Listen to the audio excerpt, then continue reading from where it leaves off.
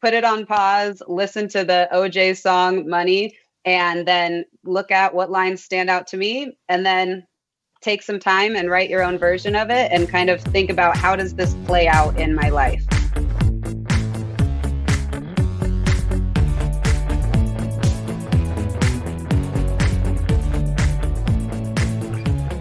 Welcome to The FI Show, where you'll get a behind-the-scenes look into financial independence. Here's your host, Cody and Justin.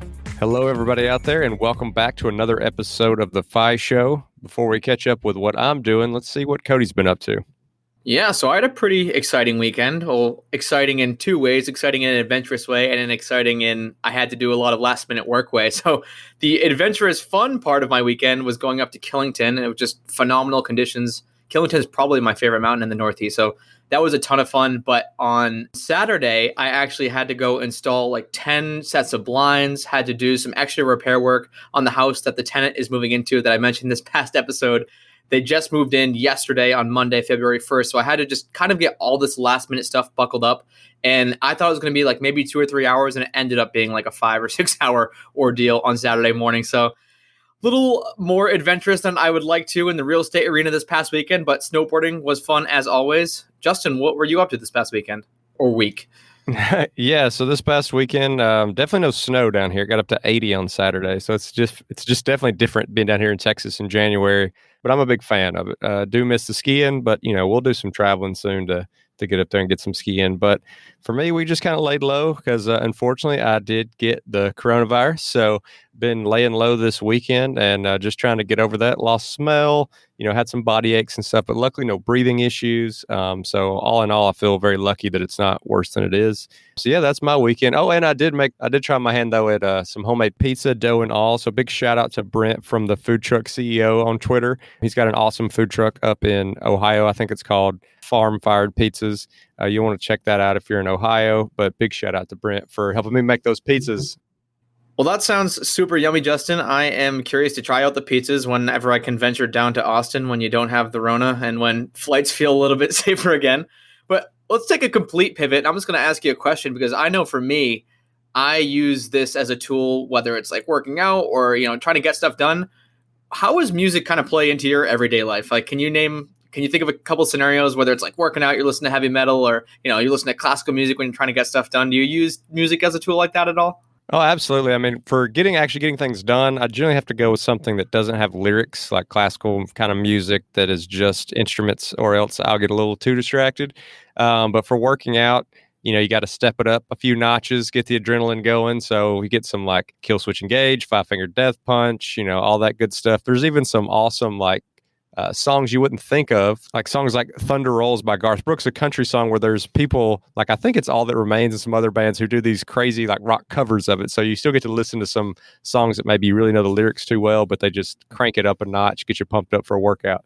How about you, Cody? Yeah, I mean, I have different genres for all different things. If I'm snowboarding, a lot of times I'm listening to like classic rock or rap. When I'm working out, usually like heavy metal or hard rap, summer, country. Classical for getting stuff done without like any words, like Vivaldi or Chopin or any of those guys. And we will get into the reason I brought this up after a quick break for one of our sponsors.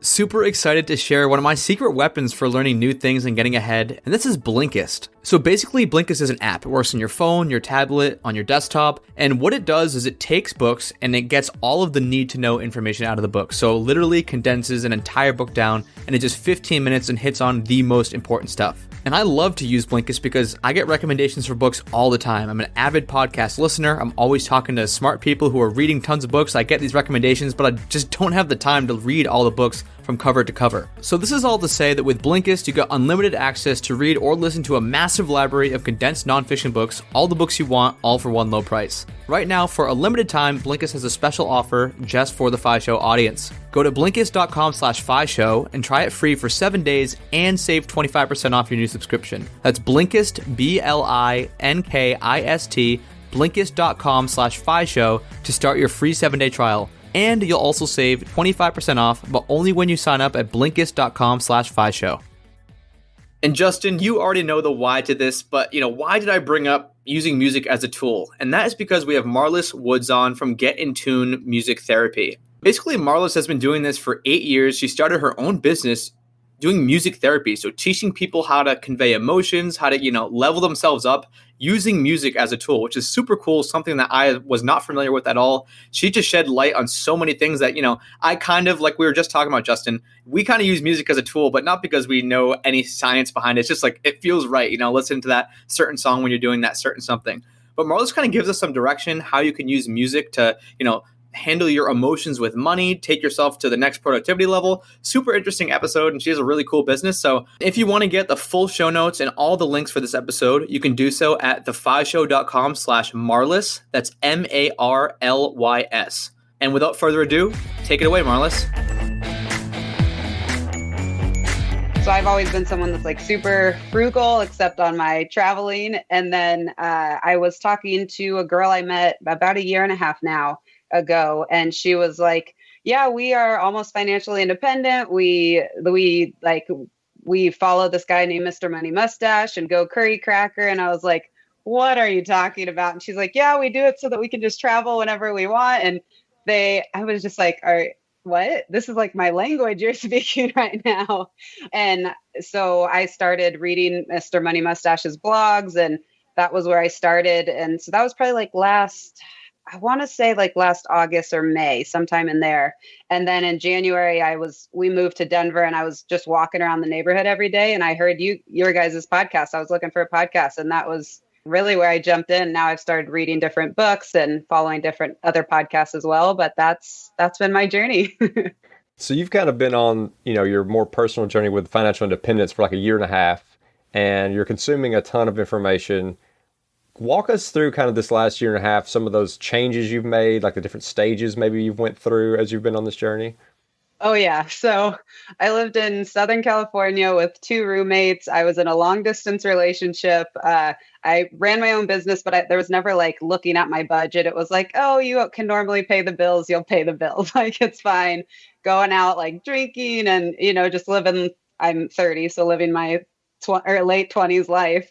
And I started reading the blog, and I'm like, well, I need to get a bike, and I need a bike everywhere, but I don't have a bike, and there's not really much to like. I used to drive all day long from site to site for work. So it was like not possible to have it. And I had like 60 instruments that I would bring with me. So it wasn't actually possible to like be on a bike, but I like borrowed my roommate's bike and tried to bike to the things I could. And my roommates were just like, what are you doing? And that I tried to start like budgeting and like not spending, or trying to do the like challenges for a month that Mr. Money Mustache would have on his blog. And like the beginning, I started at like the very beginning reading his stuff. And so there was a lot of like, my roommates are like, why aren't you going out drinking with us anymore? What are you doing? Like, why do you want to hang out at home more? And so a lot of just internal fight of like wanting to go still do things with my friends, but also like, I could save money this month if I don't do that. How much can I save this week? So there was a lot of just like really trying to like throw myself in at first. And it was hectic, especially still like, I was in a long distance relationship with my boyfriend. So we were flying up to see each other twice a month. And then whenever we saw each other, it was like vacation. So we'd keep spending. And I'm like, okay, next week I won't spend. And so that was kind of the start of it. And then now once we moved and we didn't know anyone and COVID hit, so I never had to leave my house. It's been great. I haven't driven my car. I think I filled up twice this year, filled up my car because now I work from home. I run my business from afar. And so it's been amazing. And I have a whole budget that I've planned out everything so that we can see like how much we're spending all the time.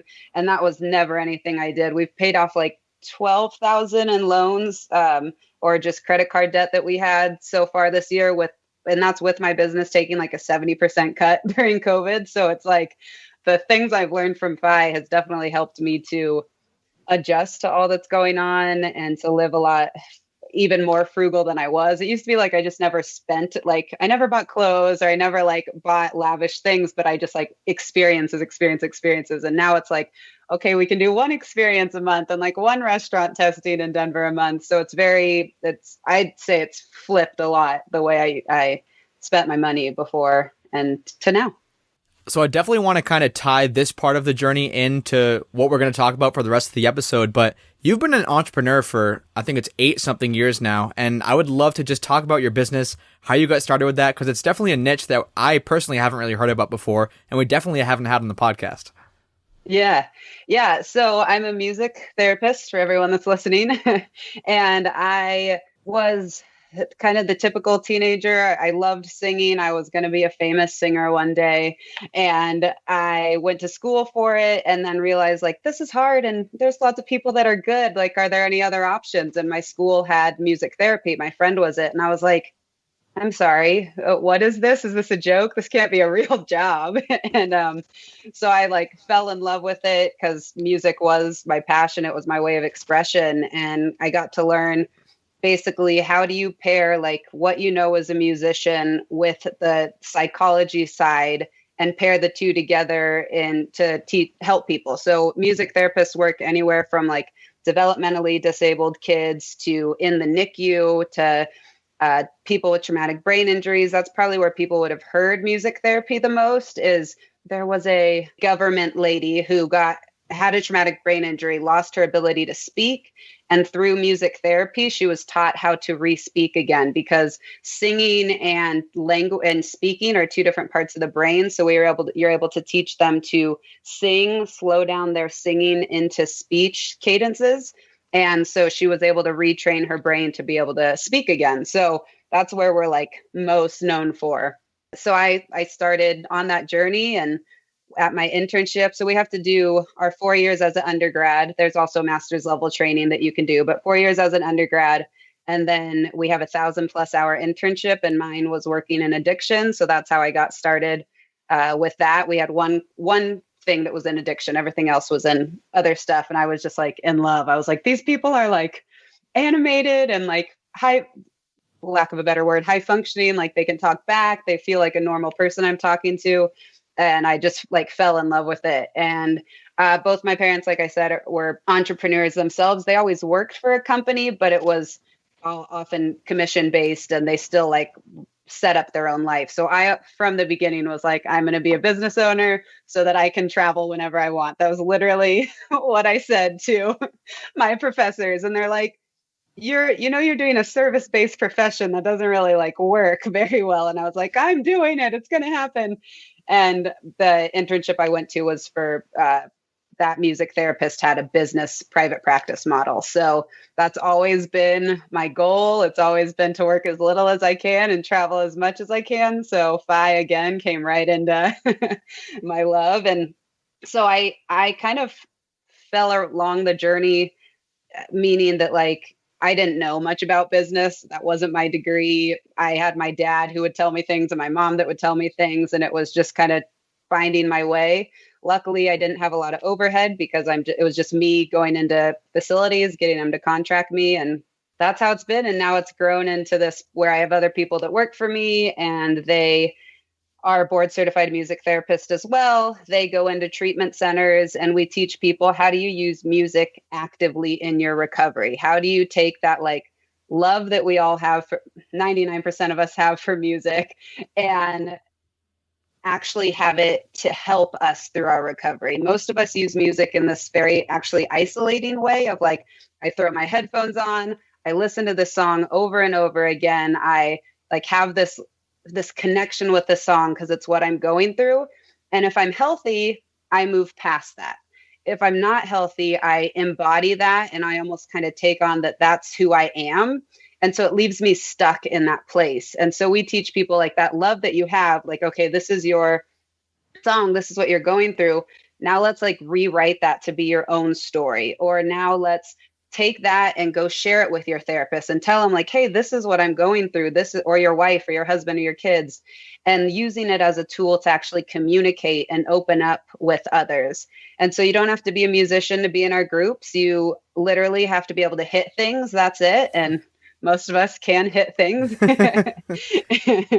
And that's always, when I bring in drums for some of our sessions, and we like hand percussion, not the big drum set, that's too much, but we bring that in and people are always like, I can't keep a beat. I can't keep a rhythm. And I'm like, have you ever hit something before? Anybody? Mostly everyone says yes. And I'm like, that's all I want you to do is just like bang the crap out of this drum. And so it's okay. So we take this ability that everyone has, and then what emotion are you letting out when you're doing that? How can you identify what's going on inside by just banging on a drum?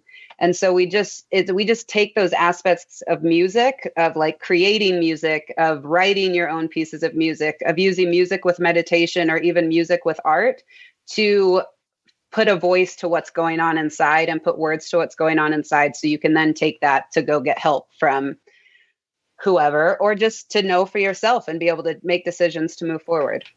So you've given us like a little bit of a preview of some of the different actions and steps that might be taking place during one of these sessions, but I just wanted to kind of dive into that a little more. Like if somebody got recommended them, like, hey, I think you should try music therapy, what should they expect when they go in for those sessions? I mean, is it just creating new music? Is it learning how to play an instrument? Is a little bit of all the above? And then with that, like tying it back to financial independence, and when they're in these sessions, like how is it that they're going to use those actions to connect at all with some feelings with money? Great question. So if I am the general public coming into a music therapy session, and let's say it's titled, like, let's say I decide we're going to do a financial independence focused one, right? What we would work on is 3 different things, but it would be dependent on the session. We wouldn't hit them all 3 at once. But basically, the emotional relationship you have to money, or the emotional relationship you have to yourself that is causing you maybe to self-sabotage or not meet your goals, or your relationship with other people that are also getting in the way of you meeting your goals. So let's say that we are choosing your relationship with money, right? So those of us that maybe grew up thinking like money is evil, and so it's really hard for me to grasp this idea of financial independence where I get to make money and create money and save it. So we might walk into a session or a room or virtual in these days and ask you to just share something about, like, maybe we'll start off with, hey, what's the like mindset you grew up with about money? And, it's money is evil, or spend it all because who knows when you'll die next. Like there's that wide array of feelings that people have, or themes they learned about money growing up. So I'd start getting them to think about that. Then we might listen to a song that has a similar theme, that maybe this group of people shared mostly about a song, like negative feelings about their money mindset. So let's take that song. There's one by the OJs I think it's just called Money, but it's all about how like people with money are evil and all they do is steal from people. And so very simply put, we'll listen to the song and I'll say, hey, what do you like about this song? What lines stand out to you? Do you relate to any of it? Do you hate it? Do you think it's stupid? So we just get this like conversation started to really get you thinking about like, how do I think about this? And now we're going to take it that step further of just like acknowledging it. We're now going to take it to personalize it. So we might do songwriting with it. So I might say like, okay, this was the song we listened to. Let's write your own version of that. And you don't have to be a great writer to do that. You can simply cross out lines and make it your own, or you can just write your own lyrics or write a paragraph about it. And so now I'm taking that like song and that music aspect and I'm making it my story, so that I can really clarify and identify what I think about things. And then we have people share it with the group, so that then it always gives you something extra when you share with others what's going on inside, right? So we would have you do something like that. And then from there, depending on what our goal is that day, it might be, okay, so if this is your view of money, how does that get in the way of your financial independence? And what are some tools that you can use for when you're triggered and thinking, money is evil, I can't be doing this? What can you use? What is in your toolbox to help you stop those emotions or manage those emotions so that you can work towards your goal, whatever that goal is? So that would be an example of a session.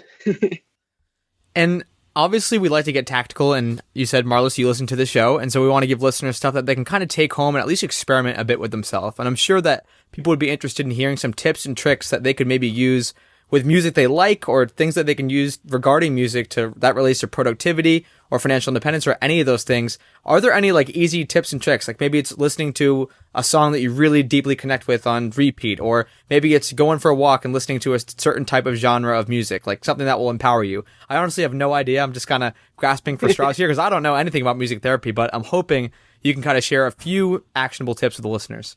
Yeah, I think I would say to the listeners to do exactly what I just shared with you guys, is to listen back to this this podcast, put it on pause, listen to the OJ song Money, and then look at what lines stand out to me, and then take some time and write your own version of it and kind of think about, how does this play out in my life right now as I'm working through my financial journey? Or if that sounds like too much, literally grab a pot or a pan or a cup.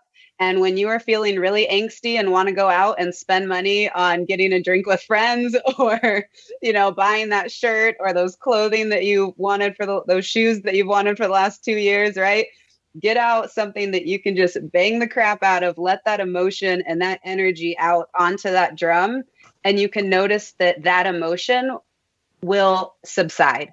You will have let it out physically with this release that is kind of the same physical release of like clicking buy. But it is much more entertaining, exciting, actually pretty fulfilling. But I would encourage either of you to, like, after this, just take a pot and pan and just like hit it like crazy. It doesn't have to be to a rhythm. It can be to a rhythm. I'll even encourage people when we're in session to like play what you feel like you're feeling right now. Like if it had a sound, what would it sound like? And so those are some, I think, really tangible tasks that people can do that are some of the maybe less intimidating things of our sessions. When all the COVID stuff first started, me and Cody didn't really want to dive into it really deep on every episode because it just felt like it was all anybody was thinking and talking about it, and we were kind of hoping to be a little bit of an escape. But in reality, this is just, it has lasted a lot longer than we initially thought, and it has completely changed the way a lot of industries are working. It's just a fact. And so I'm curious to hear how you've adapted to it. I know you said that it has made a big impact to your business, and I'm also interested if there's things that maybe even if you haven't implemented them yet that you're looking at. Like I know I had friends in high school who got really into making different beats and stuff. So I know that there are digital ways where people could, recreate a drum beat or a piano or what may have you. So without having that physical access to people and those 60 instruments that you're dragging around, like, have there been any interesting ways that you've been able to carry on this type of therapy even in a remote session? Yes, 8 months ago would have told you there's no way that a music therapy session could be virtual because you need to be connected and we need to be in the same room. And how would that even work? But we have learned that we can do sessions. 90% of what we do in person, we can do in sessions. So we have literally had drum circles with, like the three of us right now could have a drum circle if we wanted. And there's just certain things that you have to mute on, like you guys would have to mute or I would have to mute so that there's not as much feedback. And so that was a technological thing that I had no idea was possible, but there's actually a music therapist I know that has been doing her business solely online with drumming for the last 5 years. So I don't know as much of like the technical like apps of things where people can like create, other than like GarageBand, or there's definitely other ones, but I don't know as much like technical wise of things that people could do. But we definitely, I think now 80% of our sessions are all virtual. So that was a very big learning curve. I work with teenagers and they don't want to participate or pay attention, and you can't make them be a screen. Like I had a kid sleep through my session once and there was literally nothing I could do.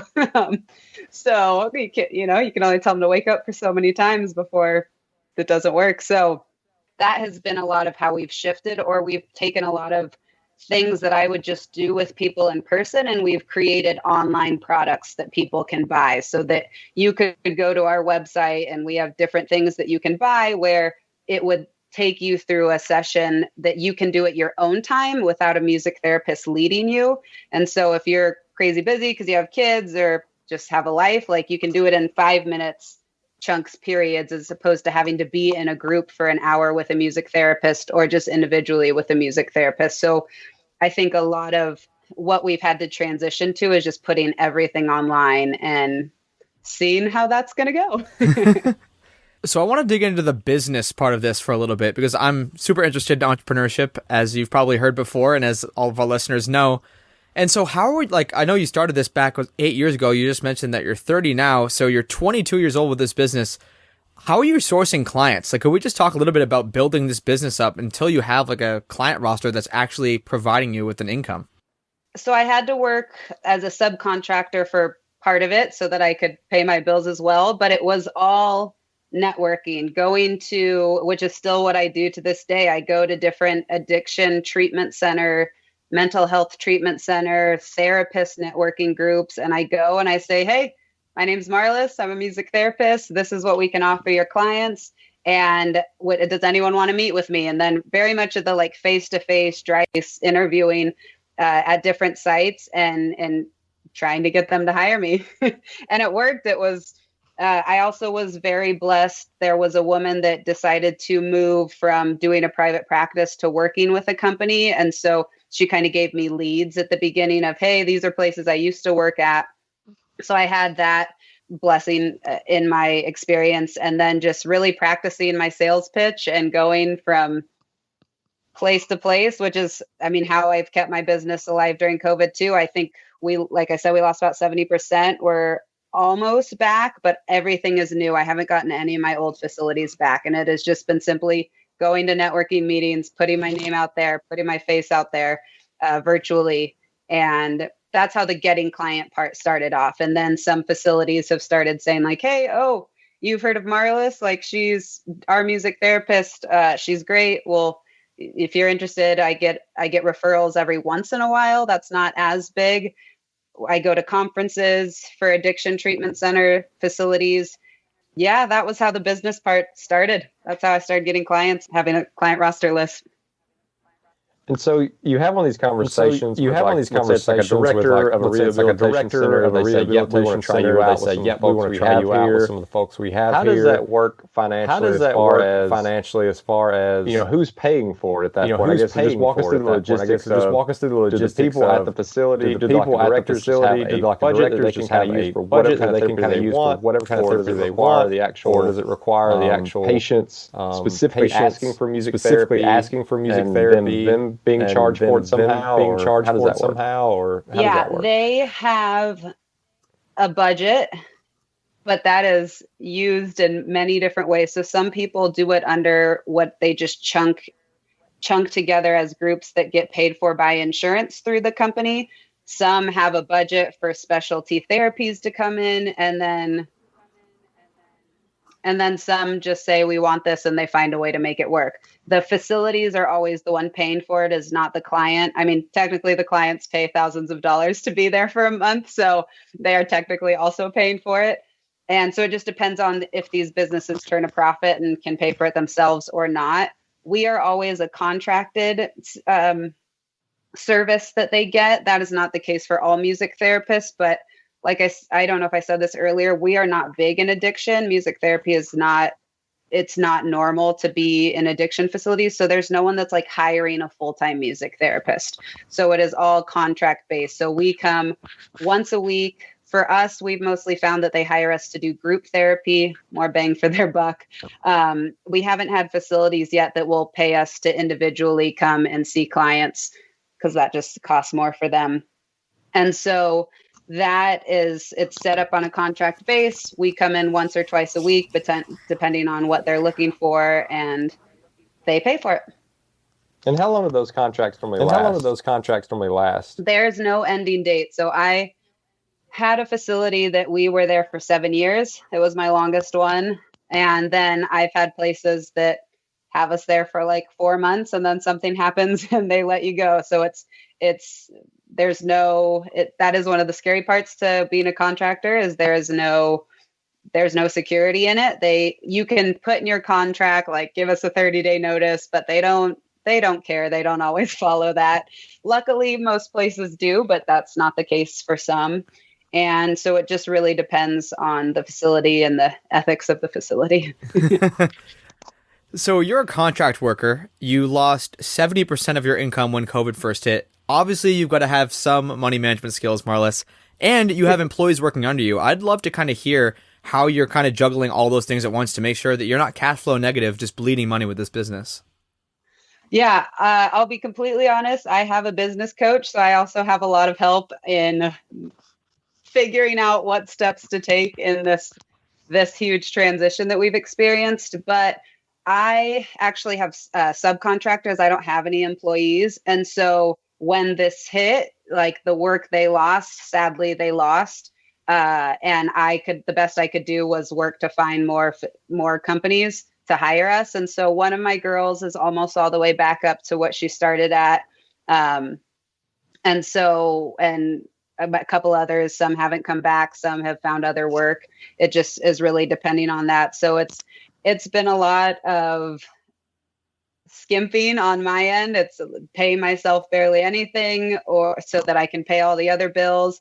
Grateful that I had created a budget and knew what would come in and how much I needed to just make ends meet. I also was grateful enough to receive the PPP loan. So that has helped as well of keeping things afloat to pay the bills. But yeah, it's been a lot of like, okay, we can only spend this much on groceries this month and we can't don't use the heat most nights or just depending on no using the air conditioning, anything we can that we've learned through. I live with my boyfriend, so that we've learned to cut costs. And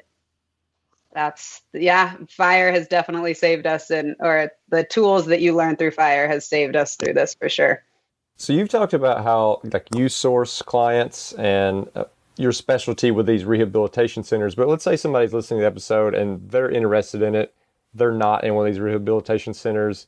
How would they go about finding a musical therapist themselves? If they were, in the same camp as somebody who's just going through something traumatic. Obviously, there's a lot of people going through a lot this year.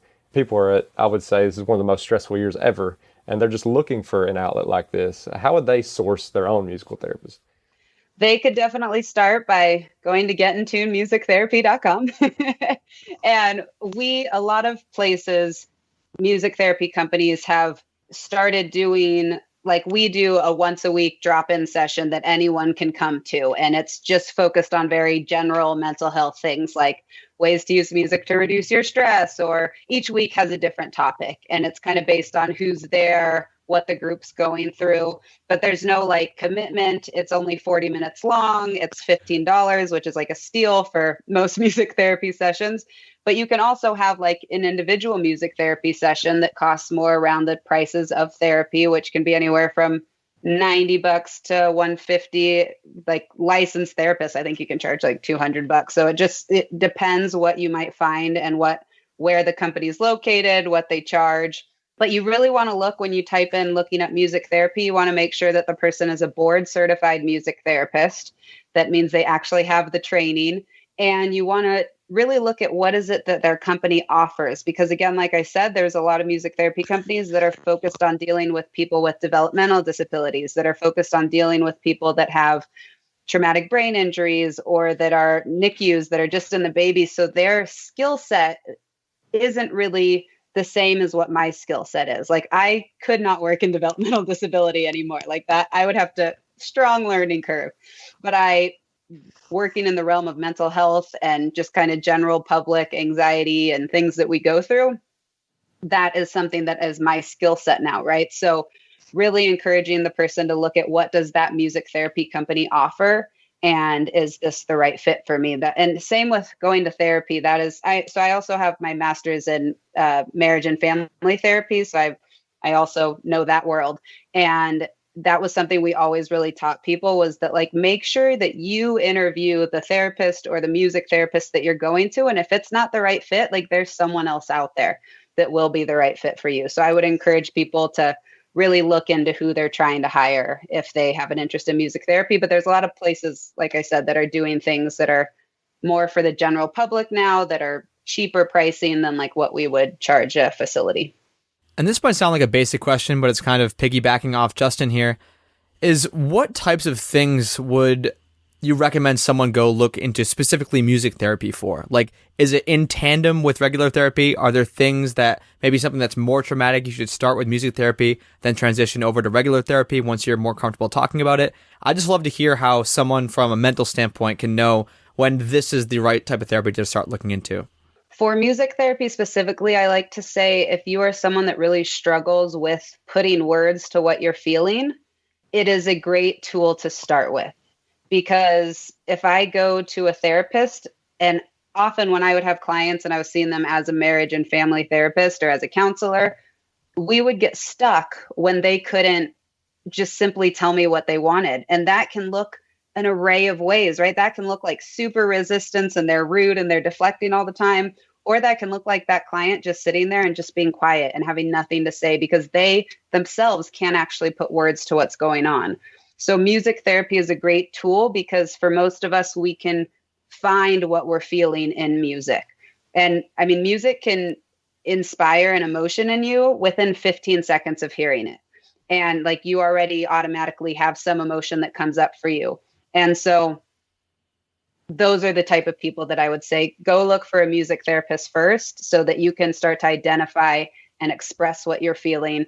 And then maybe for the deeper stuff, going to a therapist. I mean, you can get very deep with a music therapist, but if they need more therapy to deal with traumatic experiences and that music therapist doesn't have that training, then that would be the time to switch over to a regular therapist.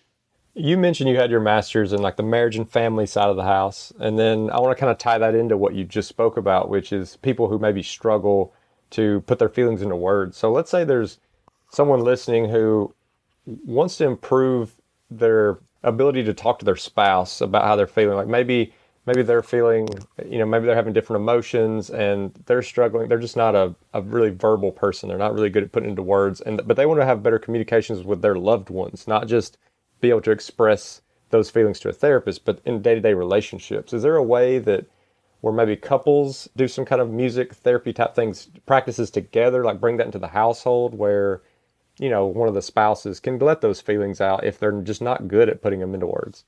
Totally. Yeah. Family therapy. I love doing that. I love whether it's couples, whether it's the whole family, these different tools in music therapy or in regular therapy, either way, should be something that is transferable to home life, right? And so whether I come in just by myself and I'm struggling to work and talk to my wife or my husband, what I learn in therapy, whether music therapy or talk therapy, should be able to transfer to me going home and talking to my partner. But also, if both partners are willing to come in, the work can happen a lot faster because you have someone there to help guide where the conversation's going and what different music tools or talk therapy tools they're using to help the person get out what they're trying to express. But yeah, definitely it's great for couples. It's great for parents with kids to teach their kids how to express themselves. And it's, in my opinion, great for everybody. So. Well, Marlys, I've definitely learned a ton so far today, and I'm going to be rocking out, testing out, listening to that song Money, and, maybe making a few of my own beats to talk about things that I'm thinking about. But there is so much more to this music therapy thing, and I've learned a ton just in a 30-minute session. So where can people kind of, one, learn more about you and more about music therapy? GetInTuneMusicTherapy.com, or we are on Instagram and Facebook with the same thing, Get in Tune Music Therapy. If you type that in, we should come up. So that's where they can learn more about me. They can follow us, or they can reach out on the contact form on the website. Especially for the FI community, we are in the process of creating an awesome program that I'm really excited about that is called Money, Emotions, and Music. And it is to help you deal with the emotions that come up with yourself, with your money, and with other people while going through this FI journey. So if you have an interest in that, getintunemusictherapy.com/money. And that will eventually be coming out within the next probably couple of weeks to month. So those are the places you can reach me. Well, Marlys, thank you so much for coming on the show. Very interesting subject matter. I can safely say that we've never had anyone on the show who could bring some of the things that you brought in today. And I'm anxious to get the feedback from the community when they hear this episode. So thanks for coming on. Yeah, thank you so much for having me, Justin and Cody. It was a pleasure. Like I said in the beginning, I've been I mean, you got me through the first like 4 months of this year listening to your podcast on my walk. And so it was grateful to be here, and people just use more music in your life. That's all I got to say. And as always, if you want to check out our Facebook group page, you can do so at thefishow.com/community. And we always appreciate those 5-star reviews. They help us get great guests like we had today. And if you're interested in supporting The Fi Show, you can do so by checking out some of our partners over at the resources page, which can be found at thefishow.com/resources. And thanks for listening.